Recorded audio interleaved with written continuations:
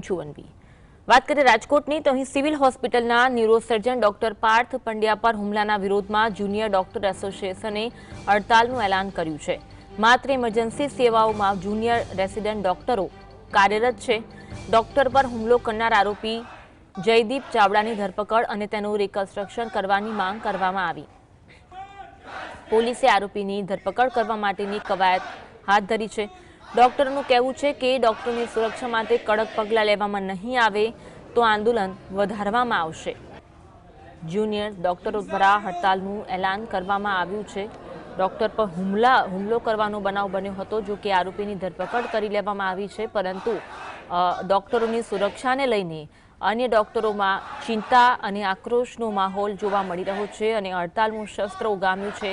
માત્ર ઇમરજન્સી સેવાઓ જ કાર્યરત રાખવામાં આવી છે, બાકીની તમામ સેવાઓ બંધ કરવામાં આવી છે અને સૂત્રોચ્ચાર સાથે બેનર સાથે પોતાનો વિરોધ વ્યક્ત કરી રહ્યા છે।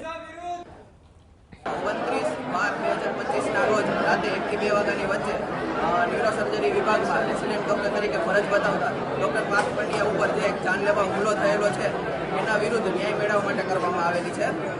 રાતે 1 થી 2 વાગ્યા વચ્ચે એક પેશન્ટના રિલેટિવ દ્વારા ડોક્ટર પાર્થ પંડ્યા ઉપર એક જીવલેણ હુમલો કરવામાં આવ્યો હતો, એને મારવામાં આવ્યો હતો। જે પાર્થ પંડ્યા અત્યારે એડમિટ છે, ડી2 લેવલનું ફ્રેક્ચર થયું છે। એ ગંભીર અમાનવીય હુમલો કહેવાય। તો અમારી સ્ટ્રાઇક એના માટે છે કે આવા ગેરમાનવીય તત્વોને गिरफ्तार કરવામાં આવે। हाल अमे लोग इमरजन्सी सेवाओं चालू राखी और नॉन इमरजन्सी सेवा ने बंद कर हड़ताल पर उतर्या छे। वारंवार आ प्रकारना दर्दियों द्वारा दर्दियों सगा द्वारा थता डॉक्टरना हुमलाना विरुद्धमां हड़ताल है। वारंवार अमारा तरफथी रिप्रेजेंटेशन्स देवामां आवे छे, पण एने कोई पण प्रकारनुं सीरियसनेस नथी अने सीरियसली लेवामां आवतुं नथी। ए बाबते अमारी अमुक मांगो साथे अमे आज हड़ताल पर छीए। आज अंगे વધુ વાત કરીશું। સમાચાર લખી અમારી સાથે લાઈવ જોડાયા છે। લખી, અવારનવાર જે સગા સંબંધીઓ છે દર્દીના, તેમના દ્વારા ડોક્ટર પર હુમલાના બનાવ બનતો હોય છે। વધુ એક ઘટના રાજકોટમાં બની છે। સમગ્ર મામલો શું હતો અને શું વિગત મળી રહી છે? आपने जણાવ્યું કે રાજકોટના સિવિલ હોસ્પિટલના ન્યુરોસર્જન વિભાગમાં સમગ્ર ઘટના છે। જે તે સમયે જે 28 તારીખના રોજ જે ન્યુરોસર્જન ડોક્ટર ઇન્ડિયા છે તે પોતાની ફરજ પર હતા। તે દરમિયાન જયદીપ ચાવડા નામની વ્યક્તિ છે જે હુમલો કરનાર તેમના દ્વારા જે ડોક્ટરને ચીઠી આપવામાં આવી છે, ચીઠી આપવામાં આવી છે ક્યાંક બોલાચાલી થાય છે અને ત્યારબાદ જે એકાએક જયદીપ ચાવડા છે તે જે પાર્ટીશનની આ બાજુ આવીને કાઉન્ટર પર આવીને ડોક્ટર પાર્થ પંડ્યાના ઉપર હુમલો કરે છે અને તેને બેફામ માર મારે છે। આ ઘટનાના સીસીટીવી ફૂટેજ પણ વાયરલ થયા હતા। આ વાયરલ સીસીટીવી ફૂટેજને લઈને જે રેસિડેન્ટ ડોક્ટરો છે તે પણ હવે હડતાલ ઉપર જે ઉતર્યા છે। હુમલાની ઘટનાને જે વખોડી કાઢીને આજે હડતાલ ઉપર ઉતર્યા છે। માત્ર ને માત્ર રાજકોટ સિવિલ હોસ્પિટલમાં જે ઇમરજન્સી બોર્ડ છે તે જ ચાલુ છે અને બાકી અન્ય વિભાગો છે તે બંધ હાલતો રાખવામાં આવ્યા છે। સિનિયર અને જુનિયર જે તબીબોની એક જ માંગ છે કે આરોપીની તાત્કાલિક ધરપકડ કરવામાં આવે। અત્યાર સુધી કે જયદીપ ચાવડા નામનો હુમલાખોર શખ્સ છે તેમના દ્વારા કોઈ પણ પ્રદ્યુમનનગર પોલીસ દ્વારા કોઈ પણ પ્રકારની ધરપકડ છે તે જયદીપ ચાવડાની નથી કરવામાં આવી। હજુ પણ તે ફરાર છે।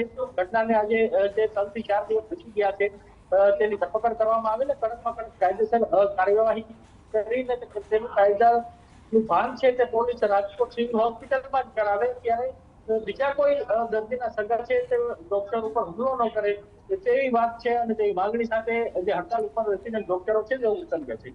બિલકુલ, ખાસ કરી ડોક્ટર્સને સુરક્ષા આપવામાં આવે, આવી ઘટના આગામી દિવસોમાં ન બને તે માટે ડોક્ટર્સ માંગ કરી રહ્યા છે। કઈ કઈ માંગ ડોક્ટર્સ દ્વારા કરવામાં આવી રહી છે અને ક્યાં સુધી હડતાલ યથાવત રહેશે તે અંગે કોઈ માહિતી?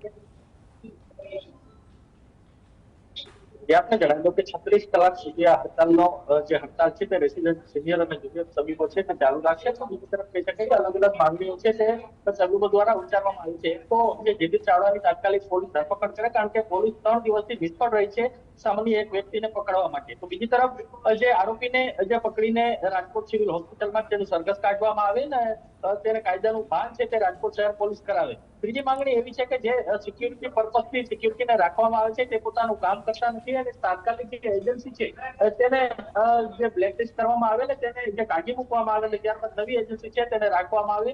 તો બીજી તરફ જે અલગ અલગ માંગણીઓ છે તેની માંગણી છે તે કરી રહ્યા છે રેસિડેન્ટ ડોક્ટરો, કારણ કે આ પ્રથમ વખત નથી કે આ પ્રકારનો બનાવ છે તે સામે આવ્યો છે।